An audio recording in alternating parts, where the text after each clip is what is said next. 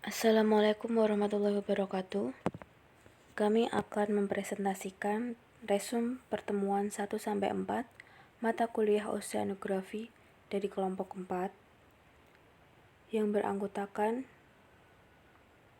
Syafiqoh Nur Agustin, Putri Fahmia Az-Zahra, Adli Afuza Priswanto, Bagus Esa Lestio Nugroho, Muhammad Mahendra Bimantara, dan Latif Dwi Cahyo. Pengantar Oceanografi. Kata ocean memiliki arti samudra dan grafi memiliki arti gambaran. Oceanografi disebut marine science adalah cabang ilmu bumi atau geologi. Bidang ilmu yang mempelajari semua aspek lautan. Sejarah ilmu oceanografi dimulai dari masa prasejarah. Ilmu oceanografi mencakup kehidupan laut, arus, gelombang, pergerakan sedimen, bentuk dasar laut. Sejarah dimulai sejak manusia memanfaatkan laut. Sejarah oceanografi. Peneliti laut pertama yaitu pedagang dari Polinesia 4000 sebelum Masehi, pedagang India, dan pedagang Arab. Peneliti yang lebih modern yaitu pelaut Eropa yang menemukan daerah baru. Pelaut Eropa lebih ke Samudra Pasifik dan Atlantik. Penelitian ilmiah setelah James Cook yang melakukan penelitian di Arktik dan Atlantik. Era perkembangan oceanografi.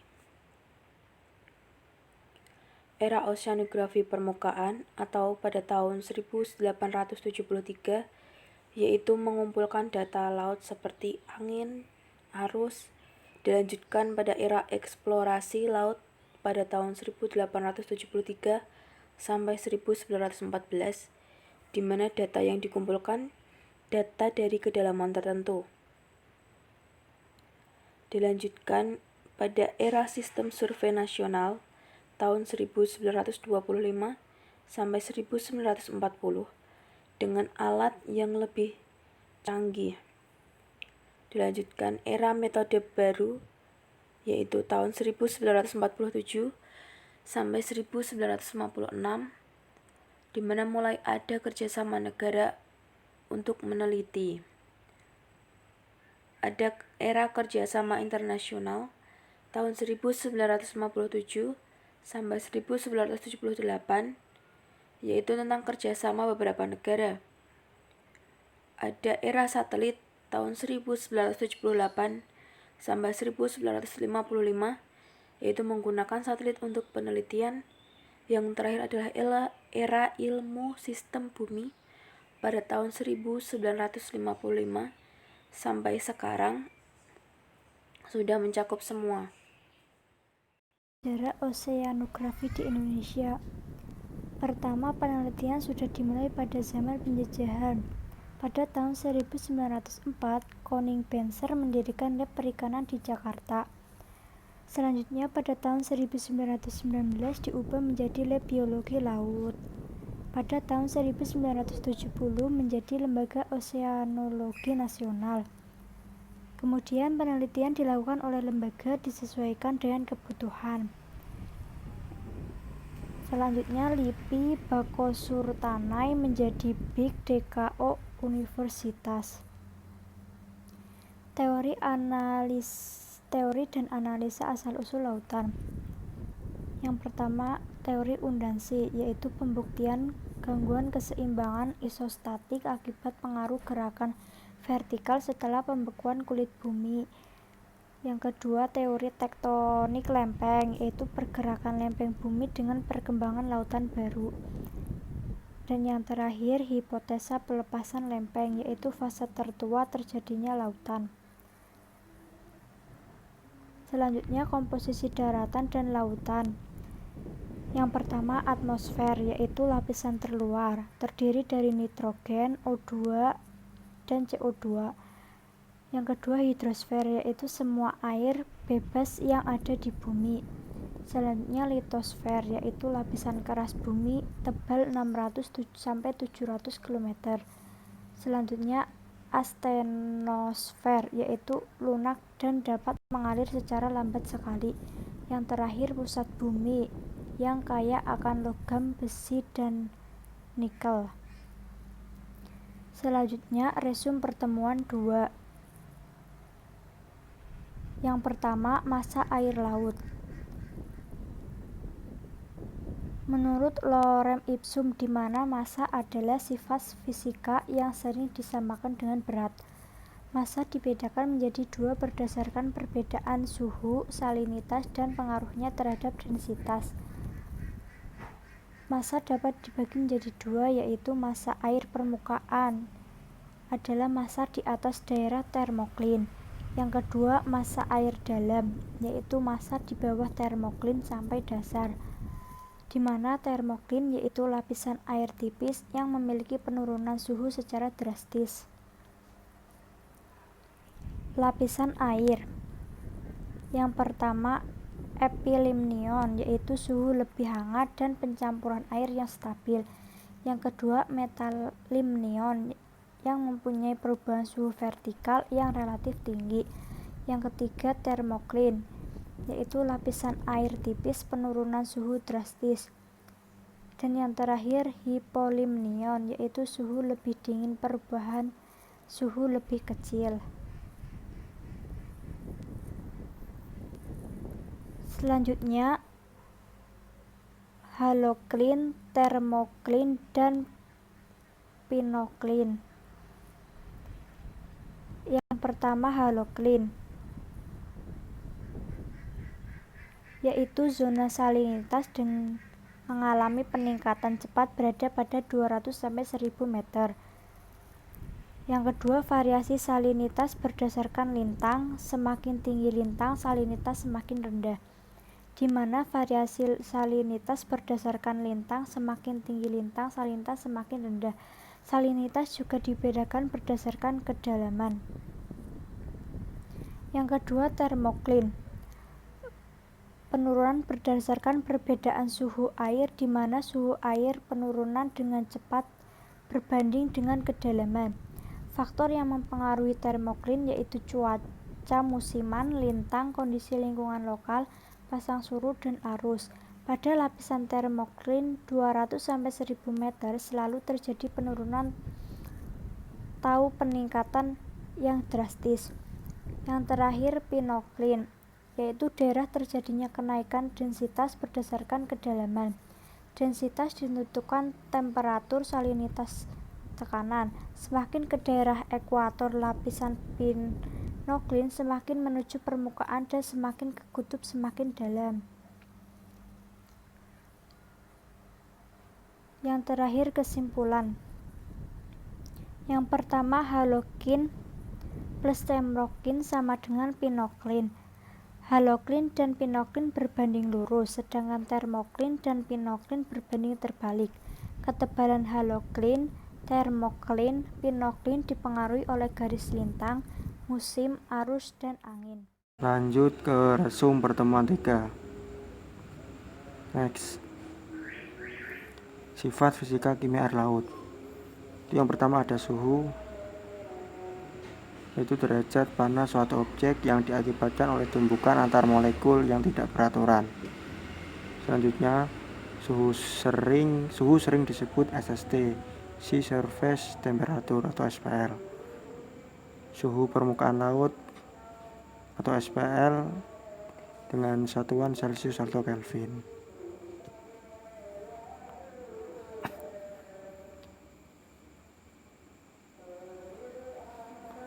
Faktor-faktor yang mempengaruhi SPL atau suhu permukaan laut yaitu yang pertama ada ketinggian permukaan laut atau altitude. Yang kedua, intensitas cahaya matahari. Ketiga, musim dan cuaca. 4, kedalaman air. 5, sirkulasi udara. 6, penutupan awan. Next. Selanjutnya ada salinitas. Salinitas adalah bagian dari sifat fisika kimia air laut, tingkat keasinan air laut. Jadi yang mempengaruhi Dari salinitas sendiri yaitu ada pasang surut, curah hujan penguapan, presipitasi, dan topografi perairan. Kisaran salinitas air laut yaitu berada pada 30 sampai 35 per mil, estuari 5 sampai 35 per mil, dan air tawar 0,5 sampai 5 per mil.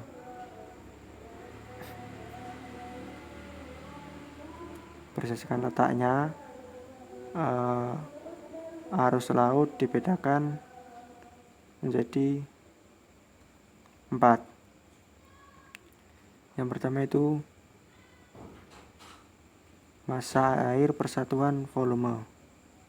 Yang kedua dipengaruhi oleh T dan H. Yang ketiga memiliki hubungan yang erat. Jika H naik dan T turun, maka densitas akan naik. Keempat, tidak selamanya densitas meningkat seiring dengan penurunan suhu. Hal ini karena adanya sifat anomali air. Selanjutnya ada sifat kimia air laut. Ikatan antar elemen meliputi yang pertama, ikatan ionik, yaitu elemen yang memberikan elektronnya atau elemen positif, sementara elemen yang lain menerima elektron ini dan menjadi elemen negatif. Yang kedua ada ikatan kovalen, yaitu dua elemen yang bergabung memiliki bersama satu pasangan elektron atau yang sering disebut dengan elektron pair. Selanjutnya struktur air. Air murni yaitu substansi pokok dari air laut. Molekul air sama dengan O, O2, H2O, H, dan H2. Dan simbol yaitu sama dengan H2O. Baiklah. Selanjutnya ada fase dalam air. Bentuk gas, terutama terdapat di udara yang bersumber dari hasil evaporasi oleh kondensasi. Bentuk air. Bentuk cair. Air menutupi 70% permukaan bumi dan terutama berkumpul di laut. Yang kuning ada bentuk padat, terdapat dalam bentuk salju dan kristal es di udara. Selanjutnya ada air laut. Adalah air murni yang di dalamnya terdapat berbagai zat padat dan gas.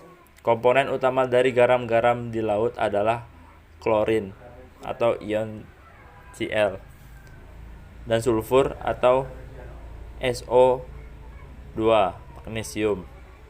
Zat yang terlarut meliputi garam-garam anorganik, senyawa-senyawa anorganik yang berasal dari organisme hidup dan gas-gas terlarut.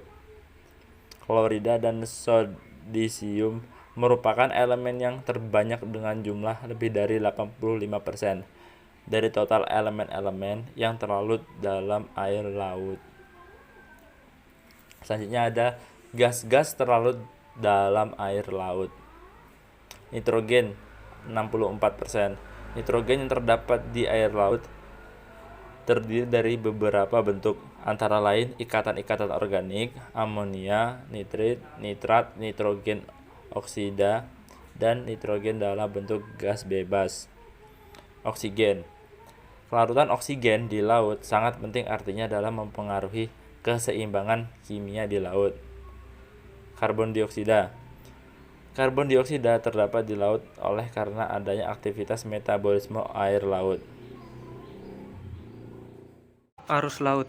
Arus laut adalah pergerakan massa air yang terjadi di lautan dalam skala yang sangat luas baik secara horizontal maupun vertikal. Arus laut disebabkan oleh dua faktor utama, yaitu faktor internal dan faktor eksternal. Faktor internal adalah perbedaan densitas air laut, gradien tekanan mendatar, dan gesekan lapisan air. Faktor eksternal adalah gaya tarik matahari dan bulan dan gaya Coriolis, perbedaan tekanan udara, gaya gravitasi, gaya tektonik, dan angin. Perbedaan arus berdasarkan jenisnya. Yang pertama ada arus Ekman, dipengaruhi oleh angin. Kedua, arus Thermohaline, dipengaruhi oleh densitas dan gravitasi. Tiga, arus Pasut, dipengaruhi oleh pasut. Keempat, arus geostropik dipengaruhi oleh gradien tekanan mendatar dan gaya Coriolis. Yang terakhir ada wind driven current dipengaruhi oleh pola pergerakan angin dan terjadi pada lapisan permukaan. Pengaruh topografi. 1. Beberapa sistem lautan di dunia dibatasi oleh massa daratan di ketiga sisinya.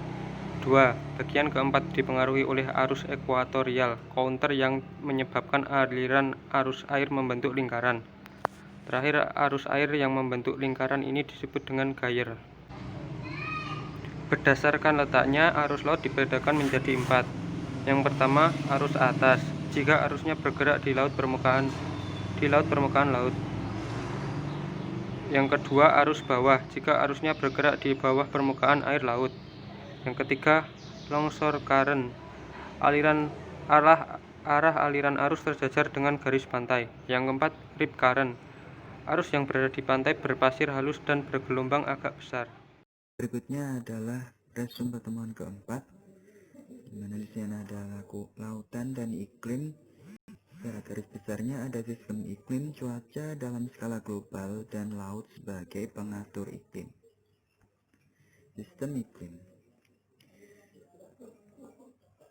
Cuaca berarti kondisi atmosfer. Iklim berarti gambaran rata-rata kondisi atmosfer atau dalam jangka waktu yang panjang. Iklim diperoleh dari sistem kompleks antara atmosfer, hidrosfer, dan litosfer. Atmosfer berarti lapisan udara bumi. Hidrosfer adalah keadaan air di muka bumi. Litosfer adalah lapisan kerak bumi atau kulit bumi yang memiliki ketebalan kurang lebih 1200 km. Biosfer berarti lapisan tempat keberlangsungan hidup atau kehidupan makhluk dan organisme di muka bumi, yang di dalamnya juga terdapat benda mati seperti air, udara, cahaya, iklim, dan lain-lain. Sedangkan antroposfer adalah manusianya. Awan menjadi kunci dari siklus hidrologi di bumi. Awan mempengaruhi radiasi sinar matahari ke bumi. Perubahan kecil dalam kelimpahan dan distribusi awan dapat mengubah iklim.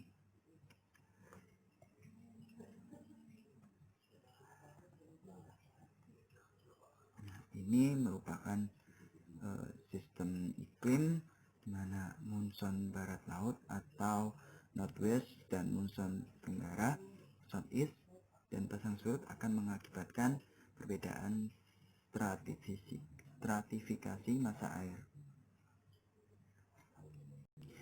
Saat SE perairan Indonesia mempunyai nilai salinitas permukaan tinggi dan suhu menurun sampai ke arah Laut Cina Selatan. Saat SE perairan timur Indonesia banyak terjadi upwelling, sehingga terjadi peningkatan klorofil A akibat naiknya nutrien dari dasar ke permukaan. Cuaca dalam skala global. Mekanisme cuaca, mana jadi penyinaran matahari, kemudian terbentuk awan dan terjadilah hujan. Nah, itu yang merupakan siklus dari hujan. Kemudian penggerak utama cuaca dan iklim di dunia sebagian besar adalah daerah Indonesia. Indonesia dijuluki sebagai mesin uap dunia. Wilayah Indonesia berupa perairan. Karena adanya sirkulasi laut dan udara dan gaya Coriolis, 2/3 wilayah Indonesia berupa perairan, sehingga dijuluki mesin uap dunia. Laut sebagai pengatur iklim. Peranan laut sebagai kontrol iklim di bumi dengan memindahkan panas dari daerah ekuator menuju kutub. Tanpa peranan laut, bumi akan menjadi dingin bagi manusia untuk hidup. Air bergerak terus-menerus mengelilingi bumi dalam satu sabuk aliran yang sangat besar. Itu disebut sebagai sabuk dunia.